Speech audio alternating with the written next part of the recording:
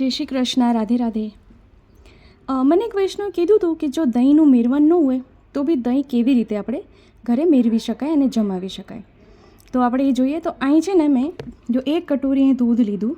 દૂધને છે ને પહેલાં તો આખું બોઇલ કરી લેવાનું, પછી એને એકદમ વોર્મ હોવું જોઈએ, એટલે હલકું આંગળી આપણે અંદર નાખીએ, અંદર જો દૂધની અંદર આંગળી પધરાવીએ તો આપણને આમ સહન થાય એવું જોઈએ.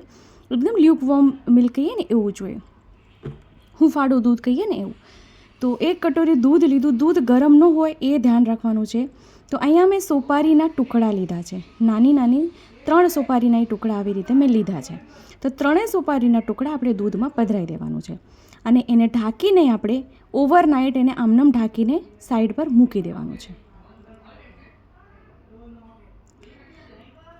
હવે આ બીજા દિવસે હું આપને દેખાડું. આખી રાત મેં, કારણ કે રાત્રે જ આ જમાવી દીધું હતું મેં, તો બીજા દિવસે આપ અહીં જો જામી ગયું છે સુંદર. હા, આપને એવું થશે કે આવું કેવી રીતે પોસિબલ છે? તો આવું પોસિબલ છે કારણ કે મેં આપની સામે જ આમાં સોપારી પધરાવેલી અને સોપારી હું આપની સામે જ આમાં કાઢીને દેખાડીશ કે જો દહીં જામી ગયું છે કે નહીં. તો જો આપ પાસે મેરવણ ન હોય તો લીંબુનો કે વિનેગરનો ઉપયોગ નહીં કરવાનું. આવી રીતે સોપારીના ટુકડાનો ઉપયોગ કરીને આપ દહીં જમાવી શકો છો, મેળવી શકો છો. થઈ ગયું સુંદર દહીં જામી ગયું છે. અહીંયા આપ જોઈ શકો છો કેટલું સુંદર દહીં જામ્યું છે.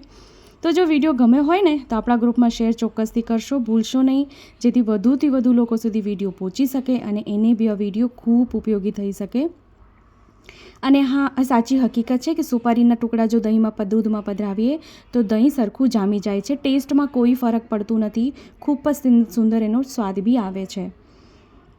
આપની સામે હું અહીં જો સોપારીના જે ટુકડા પધરાવ્યા હતા, આપ જો અહીં હું આપને કાઢીને બતાવી દઉં.